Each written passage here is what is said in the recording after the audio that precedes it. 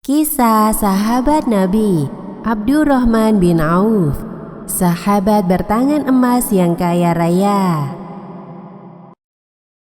Abdurrahman bin Auf radhiyallahu anhu adalah sahabat Nabi Muhammad SAW yang kaya raya dan dermawan.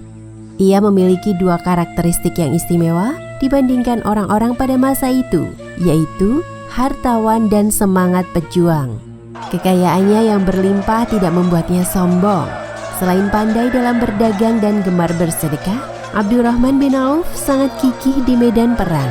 Artinya selain sebagai hartawan, ia juga sebagai pejuang yang telah merelakan harta, tenaga, pikiran, bahkan jiwanya untuk menegakkan kalimat Allah di atas bumi. Abdurrahman bin Auf berasal dari keturunan Bani Zuhrah dan lahir di Mekah pada tahun 580 Masehi, 10 tahun setelah tahun gajah. Ayahnya bernama Auf bin Abdul Auf al-Harith, sedangkan ibunya bernama Ashifa binti Auf. Pada masa jahiliyah namanya adalah Abdu Amr. Ada yang mengatakan bernama Abdul Harits dan ada yang mengatakan bernama Abdul Ka'bah. Setelah memeluk Islam, Rasulullah SAW mengganti namanya menjadi Abdurrahman bin Auf. Abdurrahman bin Auf memiliki banyak keutamaan, antara lain, ia merupakan as-sabiqunal awwalun, termasuk orang-orang generasi pertama masuk Islam. Ia adalah satu dari 8 orang yang pertama masuk Islam. Saat Rasulullah SAW baru memulai dakwahnya, Abu Bakar As-Siddiq dengan gigih mengajak sahabat-sahabatnya untuk masuk agama Islam.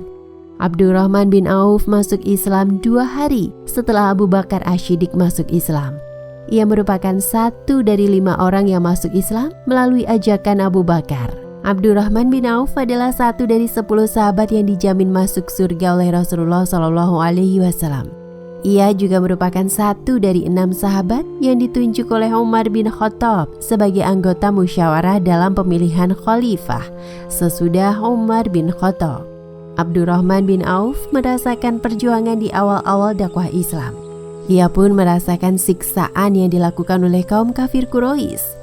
Akhirnya Rasulullah SAW memerintahkan sahabatnya untuk hijrah ke Habasyah. Abdurrahman bin Auf termasuk yang hijrah ke Habasyah. Ketika Rasulullah SAW dan para sahabat diizinkan oleh Allah Subhanahu wa Ta'ala hijrah ke Madinah, Abdurrahman bin Auf juga ikut hijrah. Ia menjadi pelopor kaum muslimin yang ikut hijrah ke Madinah. Setelah selesai membangun masjid sebagai pilar pertama dakwah Islam di Madinah, selanjutnya Nabi SAW membangun persaudaraan kaum Muhajirin dan Ansar yang berlangsung di rumah sahabat Anas bin Malik radhiyallahu anhu. Saat itu terdapat 90 orang dari kalangan Ansar dan Muhajirin yang berkumpul. Nabi SAW mempersaudarakan mereka satu persatu untuk saling tolong-menolong. Persaudaraan kaum Muhajirin dan Ansar merupakan pilar kedua yang ditegakkan Nabi SAW dalam membangun negara Islam. Ketika mula-mula hijrah ke Madinah, Abdurrahman bin Auf hanya memiliki pakaian yang melekat di tubuhnya. Ia tidak memiliki harta sepeser pun. Rasulullah SAW mempersaudarakan Abdurrahman bin Auf dengan Sa'ad bin Rabi. Sa'ad bin Rabi termasuk salah satu orang terkaya di Madinah. Ia ingin memberikan separuh harta yang dimilikinya untuk Abdurrahman bin Auf. Berkatalah Sa'ad kepada saudara barunya, Abdurrahman bin Auf, "Wahai saudaraku Abdurrahman, sesungguhnya harta saya paling banyak di kalangan kaum Ansor. Saya berikan setengah dari harta saya kepadamu." Terima kasih atas tawaranmu, wahai saudaraku. Semoga Allah memberkahi harta yang kau miliki dan keluargamu. Namun, bisakah engkau tunjukkan kepadaku di mana pasar tempat orang-orang Madinah biasa melakukan jual beli? "Iya, tentu saja akan saya tunjukkan kepadamu. Ikuti saya." Sa'ad bin Rabi lalu menunjukkan pasar Bani Qainuqa. Disebut pasar Bani Qainuqa karena para pedagang di sana kebanyakan adalah orang Yahudi Bani Qainuqa.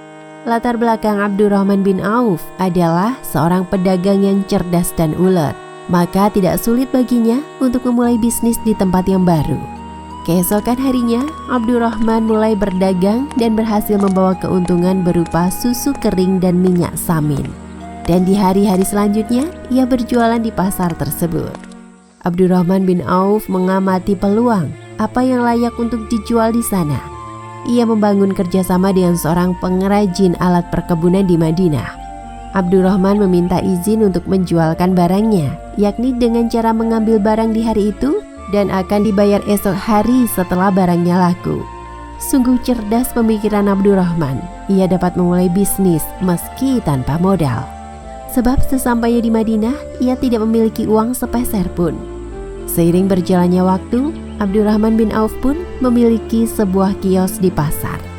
Abdurrahman begitu jeli dalam melihat situasi dan kondisi. Hal itu terbukti ketika Abdurrahman bin Auf memutuskan untuk membuat sebuah pasar baru. Karena melihat kondisi pasar lama yang padat dan kumuh sehingga kurang nyaman bagi pedagang maupun pembeli. Suatu hari, ia mengajak kerjasama seorang pemilik lahan yang ada di dekat pasar Madinah untuk membangun sebuah pasar baru yang lebih baik. Abdurrahman menyediakan modal untuk membangun pasar, sementara pemilik lahan menyediakan tanahnya. Sistem kerjasama yang dibangun adalah sistem bagi hasil. Biaya sewa yang ditawarkan seikhlasnya sehingga tidak butuh waktu lama, semua lapak pasar pun bisa terisi. Dalam berdagang, Abdurrahman bin Auf mengupayakan penjualan dilakukan secara tunai. Jika hari ini ada barang yang terjual dan mendapat keuntungan, maka ia dapat mengambil barang lagi untuk dijual keesokan harinya, sehingga perputaran barang jualan dapat berjalan dengan lancar. Ketika berbisnis, Abdurrahman bin Auf tidak menginginkan keuntungan banyak. Ia lebih memilih mendapatkan keuntungan sedikit tetapi jumlah penjualannya besar. Sebab seiring berjalannya waktu, semakin banyak orang akan mengenal usahanya, sehingga peluang mendapatkan untung besar pun semakin lebar. Dalam menjual dagangannya, Abdurrahman bin Auf sangat memperhatikan kualitas barangnya. Jika ada barang yang cacat, maka ia akan menyampaikan secara jujur kepada pembeli, seperti yang dicontohkan oleh Rasulullah SAW. Ia berdagang dengan jujur, sehingga para pembelinya pun sangat percaya terhadap semua barang yang dijual oleh Abdurrahman bin Auf. Hal inilah yang membuat Abdurrahman dapat menjalin relasi untuk pengembangan usahanya. Setelah kehidupannya menjadi lebih baik, Abdurrahman bin Auf menikah. Suatu hari Abdurrahman datang ke masjid Nabi SAW. Ia mengenakan baju bagus, sementara di bajunya terlihat warna kekuning-kuningan. Rasulullah SAW melihat hal itu kemudian bertanya kepada Abdurrahman bin Auf. Ternyata Abdurrahman telah menikahi seorang wanita Ansor dengan mahar 1 nawat emas atau emas seberat biji kurma. Rasulullah SAW pun memberi saran kepadanya. Laksanakanlah walimah walau hanya dengan menyembelih seekor kambing. Semoga Allah memberkati pernikahan dan hartamu. Seiring berjalannya waktu, bisnis Abdurrahman bin Auf berkembang pesat. Ia memiliki harta yang sangat banyak dan melimpah. Akan tetapi kekayaannya tidak membuatnya lupa diri dan sombong. Kekayaan yang dimilikinya tidak digunakan untuk foya-foya dan kesenangan duniawi. Abdurrahman bin Auf justru hidup sederhana dan rajin bersedekah. Ia dikenal sebagai sosok kaya yang banyak bersyukur dan dermawan. Ia memiliki sifat yang tawadhu. Kekayaan yang dimilikinya tidak mempengaruhi jiwanya yang penuh iman, ketakwaan, dan tetap sederhana. Apabila ia sedang bersama budaknya, orang tidak dapat membedakan di antara mereka, mana majikan dan mana budak. Ia mengenakan pakaian sederhana. Allah memberikan kemudahan pada Abdurrahman bin Auf dalam mendapatkan harta, sehingga ia mahir dalam berwirausaha. Abdurrahman bahkan pernah berkata, "Seandainya saya mengangkat batu, niscaya saya temukan emas dan perak di bawahnya." Ia mengucapkan kalimat tersebut tidak bermaksud untuk sombong, tetapi hanya sebagai gambaran tentang dirinya yang mandiri dalam berwirausaha. Atas kemudahan dari Allah, ia memperoleh segala kemudahan dan dapat membaca peluang bisnis sekecil apapun. Kepiawaiannya dalam berbisnis dan berdagang sungguh tidak diragukan lagi. Begitu besar berkah yang diberikan Allah kepadanya, sampai ia dijuluki sahabat bertangan emas. kesuksesan Abdurrahman bin Auf juga tidak lepas dari pandainya dalam mengatur waktu. Ia gunakan waktu dengan sebaik mungkin. Abdurrahman menjalankan kewajiban sholat. Ia juga ikut dalam berperang menegakkan agama Allah. Selain itu juga mengurus usahanya yang berkembang dengan pesat. Demikianlah kisah Abdurrahman bin Auf radhiyallahu anhu bagian pertama. Hikmah yang bisa diambil dari kisah tadi antara lain: pertama, hendaknya dengan sesama muslim saling menyayangi dan tolong-menolong, seperti sikap Sa'ad bin Rabi ketika dipersaudarakan dengan Abdurrahman bin Auf. Kedua, ketekunan dan keuletan dalam berusaha akan membuahkan hasil, seperti yang dilakukan oleh Abdurrahman bin Auf pada awal membangun usaha di Madinah. Ketiga, hendaknya tidak sombong dan rajin bersedekah ketika diberi kelebihan harta, seperti sikap Abdurrahman bin Auf yang tetap tawadhu dan gemar bersedekah dengan hartanya. Wallahu a'lam bishawab. Kisah sahabat Nabi Abdurrahman bin Auf. Perjuangan Abdurrahman bin Auf dalam peperangan. Abdurrahman bin Auf adalah sahabat Nabi Shallallahu Alaihi Wasallam yang memiliki kekayaan berlimpah. Namun kekayaannya tersebut tidak membuatnya lupa diri, pamer dan sombong. Kezuhudannya terhadap materi duniawi sudah masyhur di kalangan para sahabat. Abdurrahman bin Auf memiliki kedudukan yang tinggi di hati para sahabat Rasulullah Shallallahu Alaihi Wasallam. Ia dikenal adil dan berhati mulia. Suatu hari Ibnu Abbas sedang duduk bersama Umar. Apakah engkau mendengar sesuatu dari Rasulullah Sallallahu Alaihi Wasallam di mana beliau memerintahkan seseorang muslim ketika dia lupa dalam sholatnya apa yang harus dia lakukan? Demi Allah, saya tidak mendengarnya, wahai Umar. Lalu datanglah Abdurrahman bin Auf. Umar pun menyampaikan pertanyaan yang sama kepada Abdurrahman. Kemudian Abdurrahman berkata, saya mendengar Rasulullah SAW memerintahkan sesuatu dalam hal ini. Engkau di sisi kami adalah orang yang adil. Apa yang engkau dengar? Jika seseorang dari kalian lupa di dalam sholatnya sehingga dia tidak mengetahui apakah dia menambah atau mengurangi rakaat, jika dia ragu apakah berada di rakaat pertama atau kedua, hendaklah dia menjadikannya pertama. Jika dia ragu apakah dia berada di rakaat kedua atau ketiga, hendaklah dia menjadikannya kedua. Jika dia ragu apakah berada di rakaat ketiga atau keempat, hendaklah dia menjadikannya ketiga, agar keraguan-raguannya ada pada tambahan. Kemudian sujud syahwi 2 kali dalam keadaan duduk sebelum salam, lalu salam. Sekalipun para sahabat Rasulullah Shallallahu Alaihi Wasallam adalah orang yang adil, tetapi sebagian dari mereka lebih adil dan lebih akurat. Dalam hal ini Umar merasa lebih yakin dengan berita dari Abdurrahman bin Auf. Abdurrahman bin Auf sangat dermawan dan gemar bersedekah. Sebagian besar hartanya ia gunakan untuk infak di jalan Allah. Dikatakan bahwa Abdurrahman bin Auf adalah seorang yang ahli berniaga. Ia meninggalkan 1000 unta, 300 domba, dan 100 kuda. Ia membuka ladang pertanian di Al-Juruf, sebuah tempat ke arah Syam 3 km dari Madinah yang pengairannya membutuhkan 20 unta pengangkut air. Abdurrahman bin Auf memiliki peran besar bagi orang-orang Madinah. Ia meminjamkan uangnya untuk 1/3 dari penduduk Madinah, 1/3 penduduk lain ia lunasi hutangnya, dan 1/3 penduduk lainnya ia sambungkan silaturahim. Harta kekayaan yang ia miliki tidak pernah membuat kelegaan dan kesenangan pada dirinya selama belum digunakan untuk membela agama Allah dan membantu orang-orang. Suatu hari, Rasulullah Shallallahu Alaihi Wasallam hendak memberangkatkan sebuah pasukan. Beliau berdiri di hadapan para sahabatnya dan berkata, Jika kalian ada yang mau bersedekah, maka bersedekahlah. Saya ingin mengirim pasukan ke medan perang. Kemudian Abdurrahman bergegas pulang ke rumah. Beberapa saat kemudian, ia kembali lagi ke hadapan Rasulullah Shallallahu Alaihi Wasallam. Abdurrahman lalu berkata, Wahai Rasulullah, saya mempunyai 4.000 dinar. 2.000 saya sedekahkan karena Allah dan 2.000 lagi saya sisakan untuk keluarga saya. Semoga Allah memberkahi harta yang engkau berikan, dan semoga Allah juga memberkahi harta yang engkau tinggalkan untuk keluargamu. Doa Rasulullah Shallallahu Alaihi Wasallam kepada Abdurrahman membuat harta Abdurrahman semakin berkah. Kekayaan Abdurrahman bin Auf banyak digunakan dalam usaha pembinaan umat. Kala itu Abdurrahman bin Auf memerdekakan 30 hamba sahaya dalam satu hari. Ada yang mengatakan 31 orang. Usaha Abdurrahman dalam pembebasan budak ini adalah langkahnya dalam melakukan pembinaan umat. Sebab para budak yang telah dibebaskan nantinya akan memiliki banyak peluang dalam mengamalkan ajaran Islam. Sumbangan Abdurrahman dalam pembinaan masyarakat Islam juga terbukti dengan ketekunannya memanfaatkan masjid sebagai pusat pembinaan.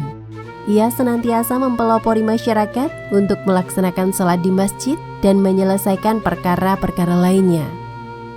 Tidak hanya gemar bersedekah, Abdurrahman bin Auf juga selalu mengikuti peperangan bersama Rasulullah Shallallahu Alaihi Wasallam. Antara lain, Perang Badar, Perang Uhud, dan peperangan lainnya. Pada Perang Badar, Abdurrahman bin Auf berada di barisan terdepan. Perang Badar adalah perang pertama kaum muslimin. Ia berhasil menewaskan musuh-musuh Allah, salah satunya adalah Umair bin Utsman bin Ka'ab At-Taimi.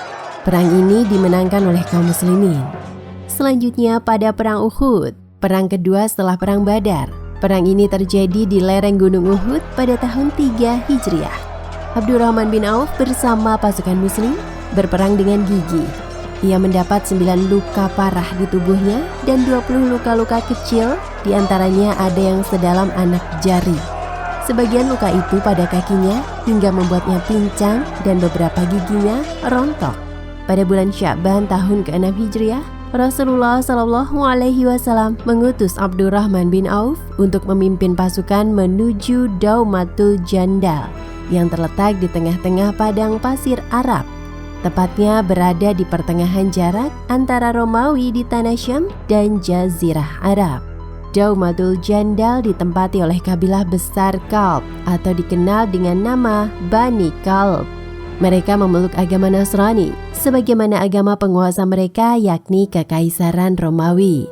Malam hari sebelumnya, Rasulullah Shallallahu Alaihi Wasallam memberitahu Abdurrahman untuk berangkat menuju Daumatul Jandal. Ketika subuh, Rasulullah Shallallahu Alaihi Wasallam dan para sahabat sholat berjamaah. Di sana ada Abu Bakar, Umar, dan beberapa kalangan muhajirin, termasuk Abdurrahman bin Auf. Di sana juga ada Abdullah bin Umar, putra dari Umar bin Khattab. Dalam riwayat dikatakan bahwa Abdullah bin Umar bertekad untuk bisa mengikuti forum itu demi mendengar wasiat Rasulullah Shallallahu Alaihi Wasallam pada Abdurrahman bin Auf. Abdullah bin Umar inilah yang kemudian menjadi periwayat hadis wasiat Rasulullah untuk Abdurrahman bin Auf. Para pasukan muslim yang berjumlah 700 orang telah bergegas sejak waktu sahur. Mereka sudah bertempat di Jarrah, namun Abdurrahman masih berada di masjid. Rasulullah Shallallahu Alaihi Wasallam kemudian bertanya kepada Abdurrahman bin Auf, Apa yang membuatmu terlambat, tertinggal dari sahabat-sahabatmu? Wahai Rasulullah, saya ingin terakhir kali melihatmu dengan mengenakan baju perjalananku. Saat itu Abdurrahman bin Auf mengenakan surban yang sudah dililitkan di kepala. Rasulullah Shallallahu Alaihi Wasallam memanggilnya dan mempersilahkan ia duduk di hadapan beliau. Rasulullah Shallallahu Alaihi Wasallam mengurai surban yang dikenakan Abdurrahman dengan tangan beliau. Kemudian beliau mengenakan surban hitam kepadanya. Surban tersebut beliau biarkan terurai hingga sebatas pundak. Lalu Rasulullah Shallallahu Alaihi Wasallam bersabda, Seperti ini hendaknya engkau mengenakan surban, wahai Ibnu Auf. Ketika Abdurrahman bin Auf membawa pedang yang ia sandang, Rasulullah bersabda, Berperanglah dengan nama Allah dan di jalan Allah. Perangilah orang yang kafir kepada Allah. Jangan menyembunyikan harta rampasan perang. Dan jangan berkhianat, jangan membunuh anak kecil. Rasulullah Shallallahu Alaihi Wasallam membentangkan tangan lalu bersabda, Wahai kalian semua, jagalah diri kalian dari 5 hal sebelum menimpa kalian. Tidaklah suatu kaum mengurangi takaran melainkan Allah yang akan menyiksa mereka dengan kekeringan dan kurangnya buah-buahan agar mereka kembali ke jalan Allah. Tidaklah suatu kaum melanggar janji melainkan Allah akan membuat musuh mereka berkuasa atas mereka. Tidaklah suatu kaum menahan zakat melainkan Allah akan menahan hujan untuk mereka. Andai bukan karena hewan-hewan, niscaya mereka tidak diberi hujan. Tidaklah kekejian tampak pada suatu kaum, melainkan Allah akan menimpakan ta'un atau wabah pada mereka. Dan tidaklah suatu kaum berhukum dengan selain ayat Al-Quran, melainkan Allah akan memecah belah dan membuat mereka merasakan serangan atas sebagian yang lainnya. Setelah mendapat wasiat dari Rasulullah SAW, Abdurrahman menyusul para sahabat lalu berangkat hingga tiba di Daumatul Jandal. Setibanya di Daumatul Jandal, Abdurrahman bin Auf mengajak penduduknya memeluk Islam. Ia dan pasukannya tinggal di sana selama 3 hari, seraya menyeru penduduk Daumatul Jandal untuk masuk Islam. Pada hari ketiga, Asbagh bin Amr al-Kalbi yang merupakan seorang pemeluk Nasrani dan ketua kabilah setempat mengucapkan kalimat syahadat. Lalu Abdurrahman bin Auf menulis surat kepada Nabi Muhammad SAW dan mengirimkannya melalui seorang laki-laki dari Juhainah bernama Rafi bin Makits. Rasulullah SAW pun membalas surat Abdurrahman bin Auf dan memberi pesan agar ia menikahi anak perempuan Al-Asbagh. Maka Abdurrahman menikahinya. Ia adalah Tamadur binti Al-Asbagh. Dari pernikahan mereka lahirlah Abu Salamah bin Abdurrahman. Demikian kisah Abdurrahman bin Auf radhiyallahu anhu bagian kedua. Hikmah yang bisa dipetik antara lain: pertama, kita dapat meneladani sikap Abdurrahman bin Auf yang gemar bersedekah, adil, zuhud terhadap duniawi, dan berani dalam membela kebenaran.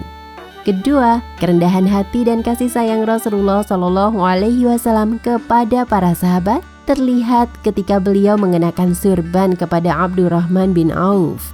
Ketiga, Islam telah mengatur etika dalam perang di jalan Allah. Salah satu contohnya ketika Rasulullah melarang Abdurrahman bin Auf menyembunyikan harta rampasan perang, berkhianat, dan membunuh anak-anak. Keempat, masuk Islamnya pemimpin Bani Kalab merupakan salah satu keutamaan Abdurrahman bin Auf. Berkat karunia dari Allah Subhanahu wa Ta'ala, ia sukses menjalankan misi dakwahnya di Daumatul Jandal. Wallahu a'lam bishawab. Kisah sahabat Nabi Abdurrahman bin Auf menjadi pemimpin pemilihan khalifah. Keutamaan lain yang diperoleh Abdurrahman bin Auf adalah ia mendapat salam dari Allah Subhanahu wa Ta'ala. Kala itu kafilah dagang Abdurrahman bin Auf kembali dari Syam dan langsung dibawa kepada Nabi Muhammad SAW. Kemudian Rasulullah SAW berdoa untuknya agar ia masuk surga. Lalu turunlah Jibril. Nabi kemudian menyampaikan pesan Jibril kepada Abdurrahman bin Auf. Sesungguhnya Allah mengirimkan salam untukmu dan berkata, kirimkanlah salam saya kepada Abdurrahman bin Auf dan sampaikan berita gembira bahwa ia masuk surga. Kedermawanan Abdurrahman bin Auf juga terlihat ketika Perang Tabuk. Perang Tabuk adalah perang terakhir yang diikuti oleh Nabi Muhammad SAW. Pada perang ini, pasukan Muslim melawan pasukan Romawi dan terjadi di tahun 9 Hijriah. Dikabarkan bahwa Romawi akan menyerang kaum muslimin sehingga membuat Nabi dan pasukan muslim berangkat lebih dulu ke Tabuk menghadang pasukan Romawi. Perjalanan menuju ke Tabuk sangatlah jauh dan sulit, sementara biaya yang tersedia hanya sedikit. Pada waktu itu Madinah sedang mengalami musim panas dan sedang paceklik. Kendaraan yang tersedia juga sedikit, sehingga ada sekelompok mukminin datang kepada Rasulullah SAW meminta beliau untuk mengadakan kendaraan yang dapat membawa mereka ikut dalam peperangan. Namun Rasulullah SAW menolak permintaan mereka dikarenakan kendaraan yang tidak mencukupi. Mereka juga merasa sedih karena tidak memiliki apapun yang bisa diinfakkan. Orang-orang yang batal berangkat ini dikenal dengan sebutan orang-orang yang menangis. Sedangkan pasukan yang berangkat dikenal dengan sebutan Jaisyul Usrah, yakni pasukan yang dalam keadaan sulit. Rasulullah SAW memerintahkan kaum muslimin agar bersedekah sebagian harta bendanya untuk jihad di jalan Allah. Maka mereka bersegera dalam menjawab seruan Rasulullah SAW dan berlomba-lomba bersodakoh. Salah satu orang yang melakukan sedekah saat itu adalah Abdurrahman bin Auf. Ia bersedekah dengan menyerahkan 200 keping emas. Mengetahui hal tersebut, Umar bin Khattab berkata kepada Rasulullah SAW, Sepertinya Abdurrahman berdosa karena tidak memberi uang belanja sedikit pun untuk keluarganya. Kemudian Rasulullah SAW bertanya kepada Abdurrahman bin Auf, Ya Abdurrahman, apakah engkau sudah meninggalkan harta untuk keluargamu? Sudah, wahai Rasulullah, saya telah sisakan untuk mereka lebih dari apa yang telah saya infakkan dan lebih baik. Meskipun sangat suka mendermakan hartanya di jalan Allah, Abdurrahman bin Auf tidak lupakan kewajiban dan tanggung jawabnya terhadap keluarga. Berangkatlah pasukan muslimin ke Tabuk. Dalam kesempatan ini Allah memuliakan Abdurrahman bin Auf, yakni menjadi imam salat bagi Rasulullah SAW. Waktu itu dalam perjalanan menuju perang Tabuk, Rasulullah SAW memerintahkan kaum muslimin untuk singgah dan bersiap melaksanakan salat subuh. Tiba-tiba Rasulullah SAW berkeinginan buang hajat. Beliau pun pergi ke sebuah dataran yang landai dengan ditemani oleh Al-Mughirah yang bertugas membawa bejana berisi air. Al-Mughirah berdiri agak jauh dari tempat Rasulullah SAW buang hajat. Setelah selesai, Rasulullah SAW berwudu. Kemudian beliau kembali kepada para sahabat dan Al-Mughirah mengikuti beliau. Para sahabat sudah bersiap-siap dalam shafnya untuk menunaikan sholat subuh. Sementara mereka tidak tahu bahwa Rasulullah SAW sedang buang hajat. Mereka pun menunggu cukup lama. Lalu para sahabat meminta Abdurrahman bin Auf menjadi imam. Ia pun maju memimpin sholat. Ketika Rasulullah SAW datang, beliau mendapati Abdurrahman bin Auf telah mengimami sholat subuh. Akhirnya Rasulullah dan Al-Mughirah pun segera bergabung dalam barisan sholat. Beliau sholat pada rakaat kedua dalam sholat subuh. Saat Abdurrahman salam, Nabi SAW berdiri menyempurnakan sholatnya. Orang-orang pun terkejut, maka mereka bertasbih berulang-ulang. Subhanallah, Subhanallah. Setelah selesai sholat, Nabi Muhammad SAW bersabda kepada para sahabat, Kalian telah berbuat benar. Rasulullah bangga kepada para sahabat karena telah sholat pada waktunya. Setelah Rasulullah SAW wafat, Abdurrahman bin Auf dipercaya menjaga kesejahteraan dan keselamatan para istri Rasulullah SAW. Apabila para ummahatul mukminin tersebut melaksanakan haji, Abdurrahman bin Auf turut serta bersama mereka. Ummu Salamah radhiyallahu anha pernah mendengar Rasulullah SAW bersabda kepada istri-istrinya, Sesungguhnya, orang yang mengasihi kalian sepeninggalku adalah orang yang benar lagi baik. Ya Allah, berilah minum Abdurrahman bin Auf dari sungai Salsabil di surga. Bukti lain yang dilakukan Abdurrahman bin Auf dalam membantu para istri Nabi SAW adalah ia bersedekah dengan tanah seharga 40.000 dinar. Ada yang mengatakan bahwa Abdurrahman menjual tanahnya seharga 40.000 dinar. Kemudian uang itu dibagi-bagikan semua untuk keluarga dari Bani Zuhrah, untuk para istri Nabi, dan untuk fakir miskin. Abdurrahman bin Auf memiliki sifat zuhud terhadap dunia, dan ia senantiasa melakukan muhasabah diri. Pada waktu itu, Abdurrahman bin Auf sedang berpuasa, lalu dihidangkan makanan kepadanya untuk berbuka. Pandangan mata Abdurrahman tertuju pada hidangan makanan tersebut. Lalu ia berkata, Mus'hab bin Umair telah gugur dan dia lebih baik daripada saya. Dia dikafani dengan selembar kain. Jika kain itu ditutupkan ke kepalanya, maka kedua kakinya terbuka. Jika kain itu ditutupkan ke kedua kakinya, demikian juga Hamzah yang jauh lebih baik dari saya. Dia juga gugur syahid dan saat dikuburkan hanya mendapat selendang. Dunia telah dibentangkan kepada kita seluas-luasnya, dan hasil sebanyak-banyaknya telah diberikan kepada kita. Sesungguhnya saya khawatir apabila kebaikan kita telah disegerakan balasannya di dunia. Kemudian Abdurrahman menangis sehingga nafsu makannya jadi hilang. Selain dikenal zuhud terhadap materi duniawi, Abdurrahman bin Auf juga zuhud terhadap kekuasaan. Abdurrahman pernah menolak ditunjuk menjadi khalifah atau pemimpin dengan kedudukan yang agung. Kala itu ketika Umar memimpin sholat subuh, ia ditikam oleh seorang budak Persia bernama Abu Lu'lu'ah. Akibat tusukan itu, kondisi Umar semakin lemah. Maka orang-orang mendesak Umar untuk segera menentukan siapa khalifah penggantinya. Abdurrahman ditunjuk oleh Umar menjadi salah satu dari 6 anggota musyawarah untuk mencari calon khalifah penggantinya. 6 orang tersebut adalah Utsman bin Affan, Ali bin Abi Thalib, Thalqah bin Ubaidillah, Zubair bin Awam, Sa'ad bin Abi Waqqas, dan Abdurrahman bin Auf, dan yang menjadi saksinya adalah Abdullah bin Umar. Sebelum Umar bin Khattab meninggal, ia berpesan agar salah satu dari 6 orang tersebut kelak akan menduduki jabatan sebagai khalifah. Umar memberi jangka waktu selama 3 hari dan 3 malam untuk proses pemilihan khalifah tersebut. Setelah menunjuk mereka, Umar memaparkan aturan dalam pemilihan khalifah. Jika 5 orang telah bersepakat dan meridhoi seseorang menjadi khalifah, tapi sementara yang menolak 1 orang, maka penggalah orang yang menolak itu dengan pedang. Apabila pemilihan berjalan seimbang, 3 orang memilih seseorang dan yang 3 lainnya juga memilih seseorang lainnya, maka hendaklah mereka meminta pendapat Abdullah bin Umar. Jika tidak setuju dengan calon yang didukung oleh Abdullah bin Umar, maka yang menjadi khalifah adalah orang yang dipilih oleh Abdurrahman bin Auf.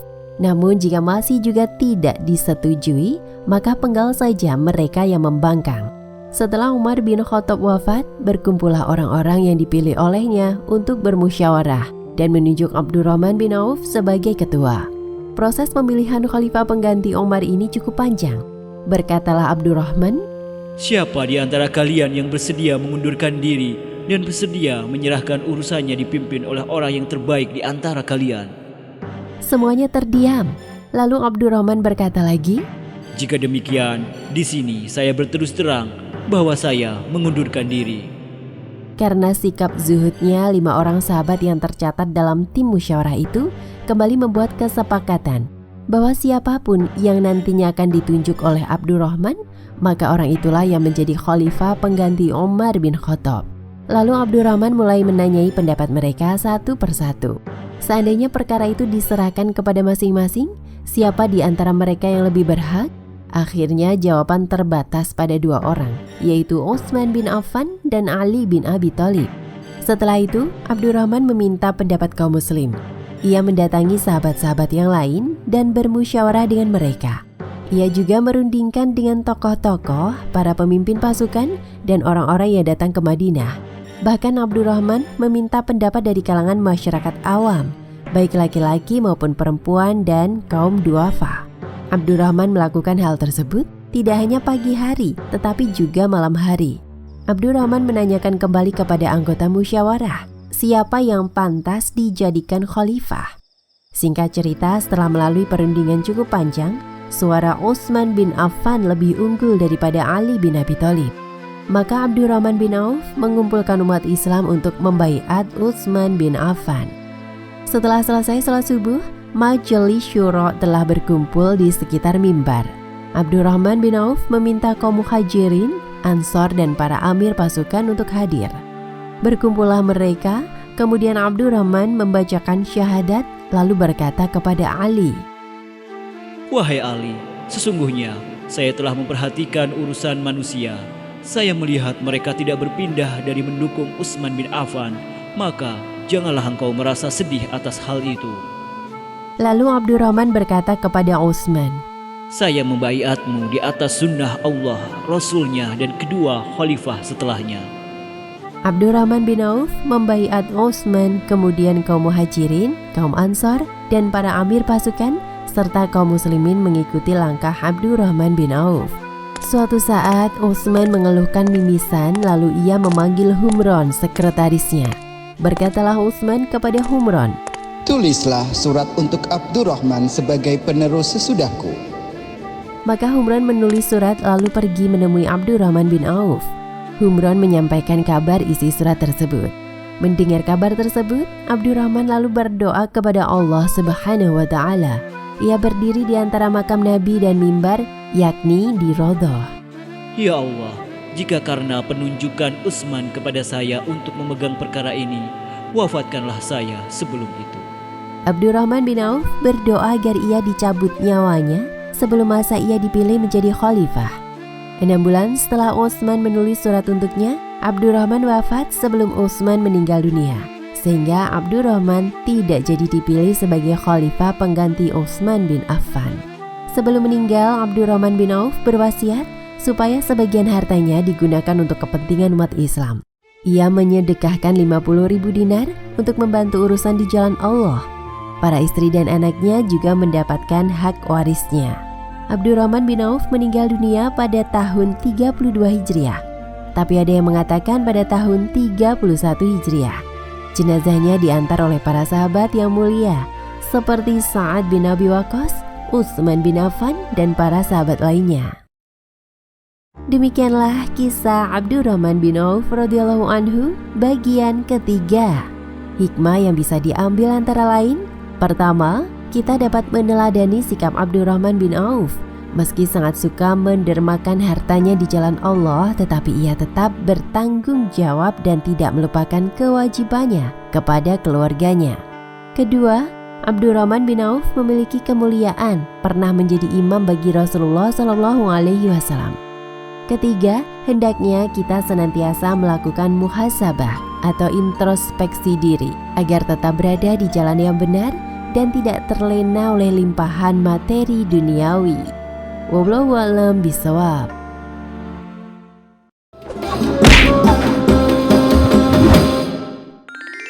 Kisah sahabat Nabi Zubair bin Awam, keimanan dan keteguhan hati Zubair yang kokoh. Zubair bin Awam adalah sahabat Nabi yang mendapat gelar Hawari Rasulullah SAW, yakni sahabat atau penolong setia Rasulullah SAW. Sebagaimana hadis yang diriwayatkan oleh Bukhari Muslim, Rasulullah SAW bersabda, Sesungguhnya, setiap nabi memiliki hawari atau penolong yang setia, dan hawariku adalah Az-Zubair. Zubair lahir 28 tahun sebelum hijrah. Ayahnya bernama Awam bin Khuwailid yang merupakan saudara laki-laki dari Khadijah binti Khuwailid, istri Rasulullah SAW. Maka Zubair merupakan ponakan dari Ummul Mukminin Khadijah radhiyallahu anha. Adapun ibunya adalah Sofia binti Abdul Muthalib, bibi Rasulullah SAW. Tidak lama setelah Zubair lahir, ayahnya Al-Awam meninggal dunia, sehingga ia diasuh dan dibesarkan oleh ibunya. Sofia mendidik Zubair dengan sangat tegas. Berkat didikan sang ibu membuat Zubair menjadi orang yang pemberani dan hebat dalam pertempuran. Zubair masuk Islam di tahun pertama kenabian, yakni pada usia 15 tahun. Ada yang mengatakan saat ia berusia 16 tahun atau 12 tahun. Bahkan ada yang mengatakan ketika berusia 8 tahun. Ia termasuk 7 orang yang mula-mula masuk Islam. Zubair masuk Islam melalui Abu Bakar Asy-Shiddiq. Keislamannya membuat orang-orang kafir Quraisy marah, terutama dari kalangan keluarganya. Waktu itu ia pernah disekap di sebuah kamar, kemudian dihembuskan asap ke dalam ruangan itu, sehingga ruangan itu dipenuhi asap. Zubair pun merasakan nafasnya sesak. Ia lalu dikeluarkan dari kamar dan diancam. Tinggalkanlah Tuhan Muhammad itu, niscaya engkau kami lepaskan. Tidak, demi Allah, saya tidak akan kembali kepada kafir selama-lamanya. Begitu kokoh keimanannya kepada Allah Subhanahu wa Ta'ala dan Rasul-Nya. Mereka tidak mampu memaksa Zubair, sehingga akhirnya Zubair dilepaskan juga. Pada awal masa Islam, gerakan dakwah Islam masih dilakukan secara sembunyi-sembunyi. Kaum Quraisy mulai secara terang-terangan memusuhi Rasulullah SAW. Salah satu langkah yang dilakukan Rasulullah SAW adalah memilih rumah Al-Arqam sebagai pusat dakwah atau menjadi madrasah pertama bagi kaum muslimin saat itu. Di sana berkumpul orang-orang pertama yang masuk Islam dan Rasulullah mengajarkan Al-Quran serta mengatur strategi dakwah. Zubair merupakan salah satu perintis yang berperan di rumah Al-Arqam. Rumah Arqam jauh dari jangkauan kaum Quraisy. Letaknya berada di bawah Bukit Sofa. Maka rumah ini menjadi tempat berkumpul umat Islam secara sembunyi-sembunyi. Saat itu, Zubair dan para sahabat sedang mengadakan kegiatan di rumah Al-Arqam.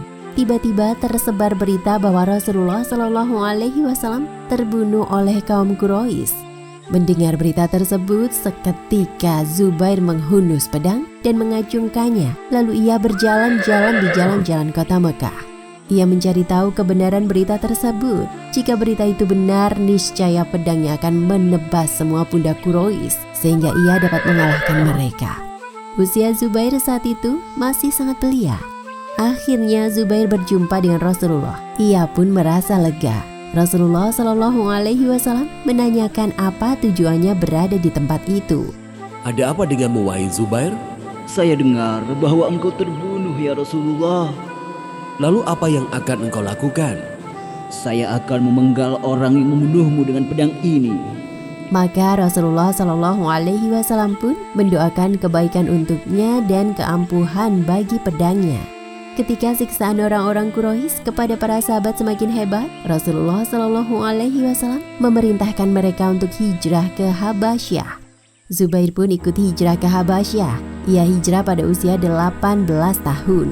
Kala itu Habasyah dipimpin oleh seorang raja yang baik dan adil, Raja Najasyi. Di sana para sahabat hidup dengan tenang dan tentram.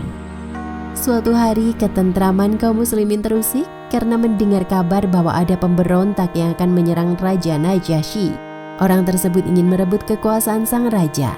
Raja Najasyi akhirnya memutuskan berperang melawan para pemberontak tersebut. Kaum muslim khawatir jika Najasyi kalah dalam pertempuran, sebab belum tentu raja yang baru akan mengerti keadaan mereka. Atau malah sebaliknya, bisa jadi raja itu akan mengusir kaum muslim. Para sahabat ingin mengetahui berita pertempuran yang terjadi antara Najasyi dengan pemberontak tersebut di seberang Sungai Nil. Siapa di antara kita yang akan hadir melihat pertemuan di antara mereka sehingga kita nanti mendapatkan kabar? Saya. Baiklah, engkau, wahai Zubair. Lalu orang-orang meniup kantong udara sebagai alat renang dan memasangnya di dada Zubair. Dengan alat itu, Zubair mengapung dan berenang menuju seberang Sungai Nil tempat pertempuran. Padahal saat itu Zubair adalah orang yang paling muda usianya.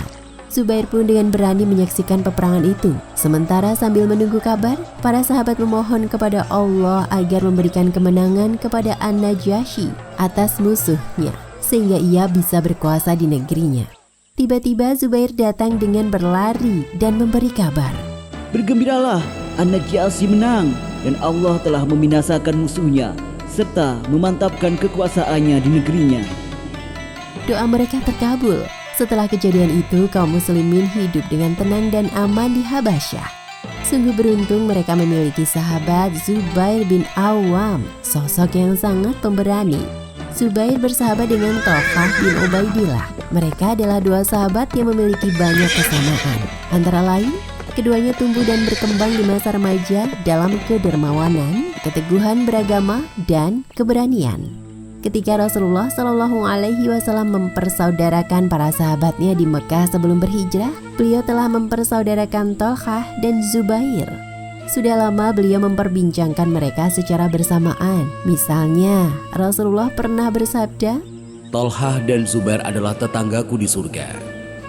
Zubair dan Thalhah termasuk di antara 10 orang yang dijamin masuk surga oleh Rasulullah Shallallahu Alaihi Wasallam. Mereka juga termasuk dalam 6 sahabat ahli musyawarah yang dipilih oleh Umar bin Khattab radhiyallahu anhu untuk memilih khalifah sepeninggalnya Umar. Rasulullah pernah bersabda bahwa Zubair adalah salah satu orang yang akan syahid.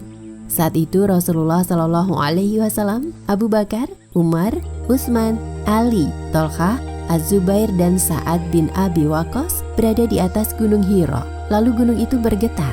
Maka Rasulullah Shallallahu Alaihi Wasallam bersabda, Tenanglah, di atasmu hanya ada seorang nabi atau syidik atau syahid. Zubair sangat mendambakan mati syahid, mati di jalan Allah Subhanahu wa Ta'ala. Sampai-sampai ia memberi nama anak-anaknya dengan nama para syuhada. Zubair pernah berkata, Sesungguhnya Thalhah bin Ubaidillah memberi nama anak-anaknya dengan nama para nabi. Dia mengetahui tidak ada nabi setelah Nabi Muhammad SAW, sedangkan saya menamakan anak-anak saya dengan para syuhada. Mudah-mudahan mereka semuanya gugur sebagai syahid. Nama anak-anak Zubair antara lain adalah Abdullah bin Zubair yang diambil dari nama sahabat yang syahid Abdullah bin Jahis. Urwah diambil dari nama sahabat Urwah bin Mas'ud. Anaknya yang lain diberi nama Al-Munzir, Hamzah, Ja'far, Mus'ab, dan seterusnya. Zubair juga biasa dipanggil dengan nama Abu Abdullah karena dinisbatkan pada putranya yang bernama Abdullah. Demikianlah kisah sahabat Nabi Zubair bin Awam radhiyallahu anhu. Hikmah yang bisa dipetik antara lain: pertama, kita dapat meneladani keberanian Zubair dalam membela kebenaran. Kedua, hendaknya kita memberi nama anak dengan nama yang baik karena nama merupakan salah satu doa dan harapan orang tua.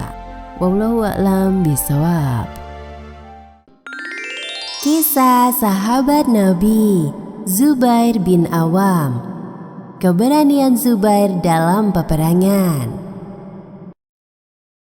Zubair adalah sosok pemberani dan selalu ikut serta dalam setiap peperangan yang diikuti oleh Rasulullah Shallallahu Alaihi Wasallam. Di antaranya adalah Perang Badar, Perang Uhud, Perang Khandaq, dan perang-perang yang lain. Zubair memiliki banyak keistimewaan. Salah satunya adalah malaikat menyerupainya dalam Perang Badar. Saat itu pasukan muslim yang berkuda hanya 2 orang, yaitu Miqdad bin Aswad dan Zubair bin Awam. Zubair menjadi pemimpin pasukan sayap kanan. Zubair memakai sorban berwarna kuning yang dililitkan, dan ia dengan gagah berani menumpas musuh.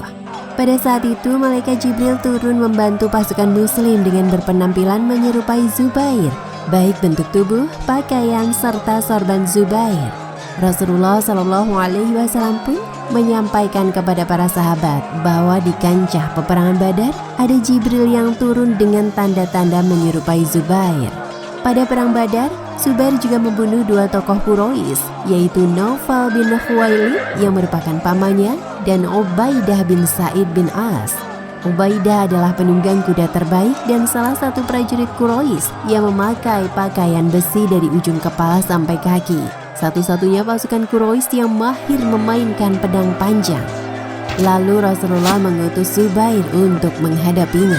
Zubair pun mendekatinya dan sejumlah sahabat juga turut memanahnya.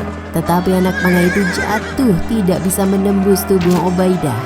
Ketika ditebas dengan pedang juga tidak mempan. Zubair terus mencari cara agar dapat mengalahkan Ubaidah. Sampai Zubair bisa berhadapan dengan Ubaidah. Zubair melihat Ubaidah dengan pakaian besi sangat rapat, sehingga tidak terlihat darinya kecuali hanya kedua matanya. Maka Zubair menyerang Ubaidah dengan sebilah tombak. Allahu Akbar. Ia lempar tombak itu tepat mengenai matanya, hingga Ubaidah pun tewas.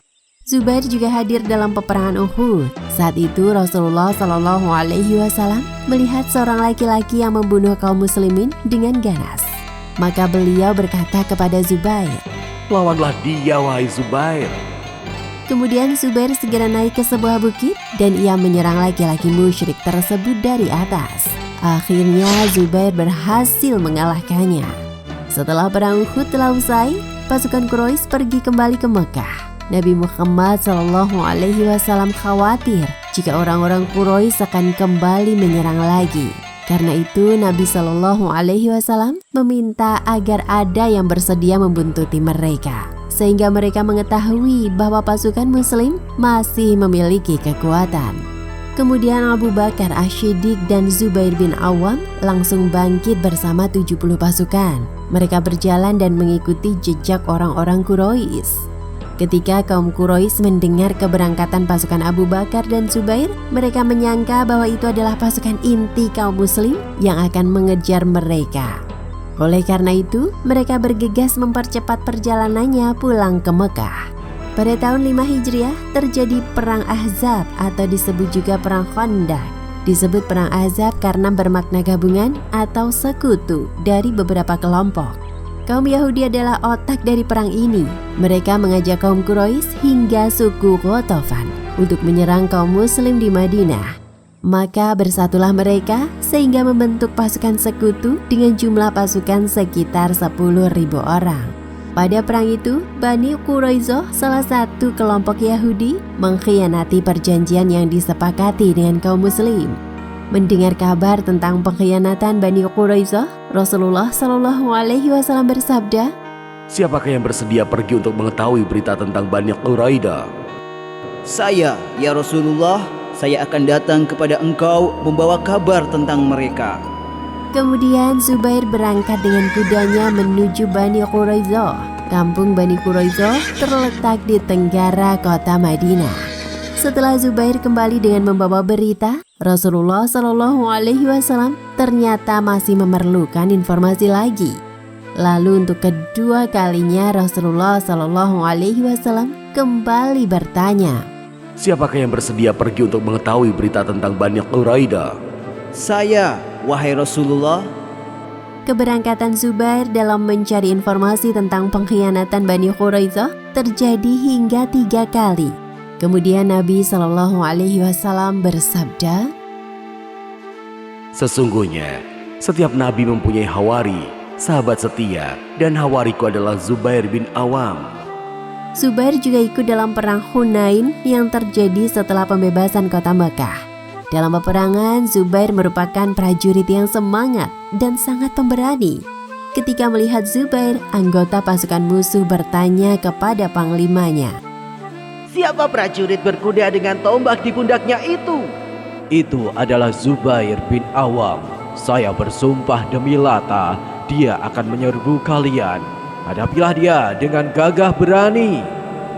Setelah mendengar teriakan takbir, Zubair langsung menyerang lawan sehingga mereka lari tunggang langgang. Zubair berhasil memporak-porandakan orang-orang musyrikin.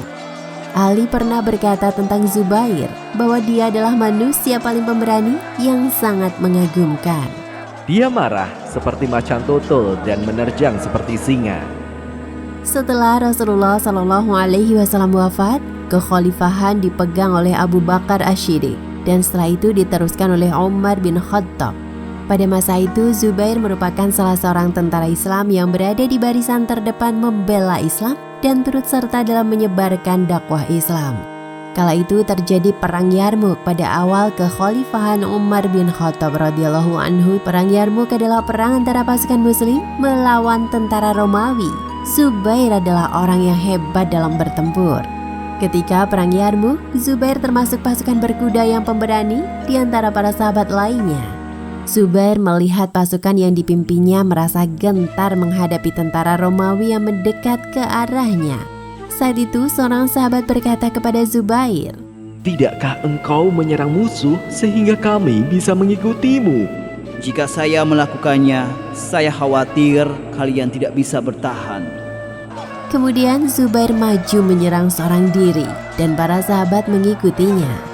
Ketika berhadapan dengan tentara Romawi, para sahabat tertahan sementara Zubair tetap maju merangsek seorang diri, membelah barisan tentara musuh hingga masuk ke dalam pasukan musuh. Lalu Zubair kembali kepada para sahabat. Kemudian Zubair kembali menyerang pasukan musuh, tetapi kembali lagi untuk membantu para sahabat. Sampai ketika itu, Zubair terkena 2 kali tebasan pedang di pundaknya. Keberanian Zubair tersebut membuat mental lawan menciut. Demikian kisah tentang sahabat Nabi Zubair bin Awam radhiyallahu anhu. Hikmah yang bisa diambil dari kisah tadi antara lain, pertama, hendaknya kita bersegera dalam menyeru panggilan Allah, seperti halnya Zubair bersegera dalam memenuhi perintah Allah dan Rasulullah Shallallahu Alaihi Wasallam.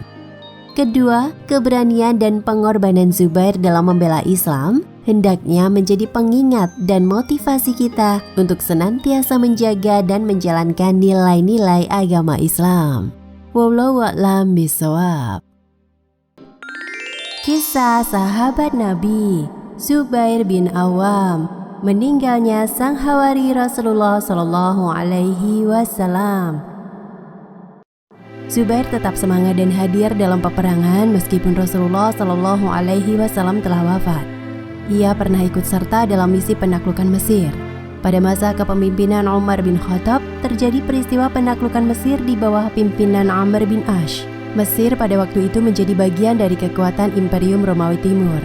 Amr bin Ash mengerahkan pasukan yang berjumlah sekitar 4.000 orang ke Mesir. Umar bin Khattab terus memantau pergerakan Amr dan sempat merasa khawatir akan keselamatan pasukan Islam. Umar kemudian mengirim surat kepada Amr. Apabila suratku sudah sampai kepadamu sebelum engkau memasuki Mesir, maka kembalilah. Tetapi jika engkau sudah memasukinya, lanjutkanlah dengan keberkahan dari Allah. Amr menerima surat tersebut sesaat setelah memasuki wilayah Al-Aris di pinggir Mesir. Maka dari itu ia memutuskan untuk melanjutkan misi merebut Mesir dari cengkeraman Romawi. Al-Aris merupakan kota kecil tanpa pertahanan. Di sana pasukan Muslim tidak mendapatkan perlawanan. Kota tersebut merupakan kota pertama yang takluk oleh pasukan Muslim. Kota selanjutnya yang berhasil ditaklukkan adalah Pelusium atau yang dikenal dengan nama Al-Farama. Kemudian mereka menaklukkan Bilbis. Setelah menguasai Bilbis, pasukan Muslim pun melakukan perjalanan hingga tiba di Danain. Pasukan Muslim mengepung kota tersebut hampir sebulan lamanya. Pasukan Muslim mengalami kesulitan karena tempat yang dijadikan untuk mengepung Danain tidak strategis. Amr pun segera mengirim surat kepada Umar bin Khattab meminta bantuan tambahan kekuatan. Umar membalas surat Amr. Saya telah mengirim pasukan bantuan berjumlah 4.000 personil yang setiap 1.000 pasukan dipimpin oleh seorang panglima.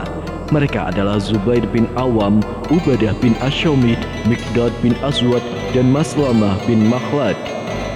Sambil menunggu pasukan tambahan datang, Amr bin As terus mengepung pertahanan pasukan Romawi. Setelah pasukan bantuan tiba di wilayah Ain Syams, Amr bin As mengumpulkan seluruh pasukannya. Lalu terjadilah perang antara pasukan Muslim dan pasukan Romawi. Pasukan Muslim akhirnya berhasil menaklukkan kota Danain. Pasukan Romawi yang tercerai-berai berlindung ke benteng Babilonia. Selanjutnya pasukan Muslim bergerak ke Babilonia.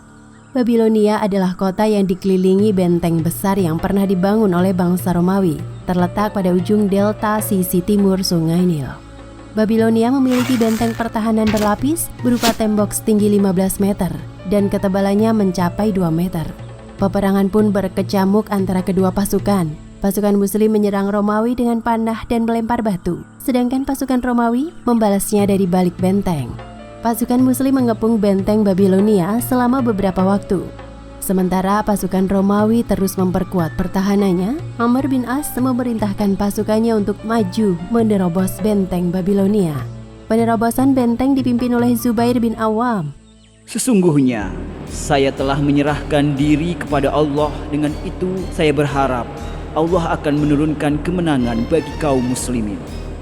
Pada malam hari, Zubair bersama sebuah regu pasukan bergerak melewati parit, kemudian memasang anak tangga. Ia menyandarkannya di salah satu sisi benteng, lalu Zubair memanjat tangga itu. Zubair meminta pasukan Muslim untuk mengikutinya jika telah mendengar teriakan takbirnya. Tidak lama kemudian, terdengar suara takbir Zubair. Allahu Akbar! Allahu Akbar! Maka sejumlah pasukan Muslim serentak menjawab takbir Zubair dan mereka bergegas menaiki anak tangga tersebut melewati benteng Babilonia. Allahu Akbar! Allahu Akbar! Pasukan Romawi terkejut melihat Zubair dan pasukannya yang sudah berada di benteng. Zubair lalu membuka pintu utama benteng Babilonia. Pasukan Muslim pun berbondong-bondong menyerbu masuk. Akhirnya kota Babilonia berhasil dikuasai kaum muslimin. Sungguh keberanian Zubair tidak tertandingi. Zubair dikenal sebagai salah satu sahabat yang kaya. Ia berhasil dalam mengelola usahanya. Ia pun gemar bersedekah kepada orang-orang fakir dan miskin serta anak-anak yatim. Dikisahkan bahwa Zubair bin Awam memiliki utang dan sebelum wafat pada perang Jamal, Zubair mewasiatkan utangnya kepada anaknya, Abdullah bin Zubair untuk melunasinya. Rasanya hari ini ayahmu ini akan meninggal dan tidak ada yang membuatku paling gelisah dalam hidup kecuali utangku. Jika engkau tidak mampu melunasi sedikit pun darinya, mintalah bantuan kepada penolongku. Wahai ayah, siapa penolongmu? Allah, sebaik-baik pelindung dan pemberi pertolongan. Abdullah bin Zubair mengatakan ternyata asal-usul utang Zubair ayahnya adalah uang titipan dari orang-orang kepadanya. Kala itu ketika ada orang datang kepadanya untuk menitipkan uang, Zubair tidak mau jika hanya menerima titipan uang. Zubair meminta izin kepada para penitip bahwa semua uang yang dititipkan statusnya sebagai utangnya Zubair kepada mereka. Jika uang itu bersifat titipan, maka tidak boleh digunakan. Namun jika uang itu statusnya adalah utang, maka bisa dimanfaatkan dengan akad, akan dikembalikan jika sudah jatuh tempo. Itu yang membuat harta Zubair banyak, karena ia menjadikan uang tersebut sebagai tambahan modal untuknya, sehingga usaha Zubair menjadi besar. Selain itu, Zubair mempunyai aset berupa tanah dan rumah di beberapa tempat. Setelah menjelaskan tentang jumlah utangnya dan aset yang dimiliki, Zubair mewasiatkan bahwa pertama dibayar utang-utangnya, dan kedua jika masih ada sisa hartanya setelah utang lunas, maka ia wasiatkan 1/3 dihadiahkan untuk anak-anak Abdullah dan 2/3 lainnya diberikan kepada ahli waris. Ketika Zubair wafat, ia tidak meninggalkan dinar atau dirham, tetapi aset 2 bidang tanah. Abdullah bekerja keras untuk menjual aset tersebut untuk melunasi utang ayahnya. Hasil penjualan aset Zubair ternyata sangat banyak, yakni hampir 25 kali lipat dari utangnya. Dalam waktu singkat, semua utang-utang itu pun terbayarkan. Setelah utang telah dilunasi, Abdullah masih mengumumkan ke seluruh jamaah haji tentang siapa saja yang telah memberikan utang kepada ayahnya untuk ia bayarkan. Dan ternyata tidak ada lagi yang melakukan klaim. Setelah menunaikan wasiat, yaitu membayar 1/3 harta Zubair untuk anak-anak Abdullah, maka sisanya barulah ia bagikan kepada ahli waris. Zubair bin Awam meninggal dalam peristiwa Perang Jamal. Pada saat itu terjadi fitnah yang sangat besar setelah Khalifah Utsman bin Affan radhiyallahu anhu dibunuh secara zalim. Setelah Ali bin Abi Thalib diangkat menjadi khalifah, sejumlah sahabat meminta Ali agar segera mencari pembunuh Utsman bin Affan. Di antaranya adalah Thalqah dan Zubair. Akan tetapi Ali belum bisa melakukan dengan pertimbangan bahwa kelompok pembangkang itu memiliki kekuatan besar dan masih sulit menentukan siapa saja para pelaku karena mereka sudah bercampur baur bersama tentara kaum muslimin. Akhirnya Thalqah dan Zubair beserta rombongannya meminta bantuan Aisyah radhiyallahu anha untuk bersama-sama mencari pembunuh Utsman. Singkat cerita, akibat fitnah dan adu domba yang dilakukan oleh para pembangkang, terjadilah peperangan antara kubu Ali dengan kubu Aisyah. Perang itu disebut dengan Perang Jamal atau Perang Unta. Ketika Zubair menyadari bahwa ia berada dalam pihak yang salah, maka ia memutuskan untuk keluar dari medan perang. Lalu Zubair singgah di salah satu oase bernama As-Siba. Namun karena api fitnah terus berkobar, salah satu pendukung Ali bin Abi Thalib mengikuti dan mengintainya. Ia bernama Ammar bin Jarmus. Saat Zubair sedang beristirahat, Ammar bin Jarmus menyergap dan membunuh Zubair. Ada yang mengatakan Zubair ditikam saat sedang sholat. Zubair meninggal pada tahun 36 Hijriah. Ammar bin Jarmus kemudian pergi menemui Ali dengan keyakinan bahwa Ali akan senang dengan tindakannya terhadap Zubair. Ammar juga membawa pedang Zubair yang sebelumnya sempat ia rebut. Namun ketika Ali mengetahui bahwa orang yang ingin menemuinya itu adalah pembunuh Zubair, ia berkata, "Kabarkan kepadanya bahwa telah disediakan api neraka untuknya." Ketika pedang Zubair ditunjukkan kepada Ali oleh beberapa sahabatnya, Ali lalu mencium dan menangis seraya berkata, "Demi Allah, pedang ini sudah banyak berjasa, digunakan oleh pemiliknya untuk melindungi Rasulullah Shallallahu Alaihi Wasallam dari bahaya." Demikianlah kisah tentang sahabat Nabi Zubair bin Awam radhiyallahu anhu. Hikmah yang bisa diambil dari kisah tadi antara lain: pertama, keberanian Zubair dan para sahabat dalam menegakkan agama Islam sungguh luar biasa, maka hendaknya kita meneladaninya. Kedua, hendaknya kita gemar bersedekah dan menolong orang yang membutuhkan, seperti halnya sifat Zubair bin Awam terhadap hartanya. Ketiga, hendaknya kita berbakti kepada orang tua, seperti sikap Abdullah yang menjalankan wasiat sang ayah. Wallahu a'lam bishawab.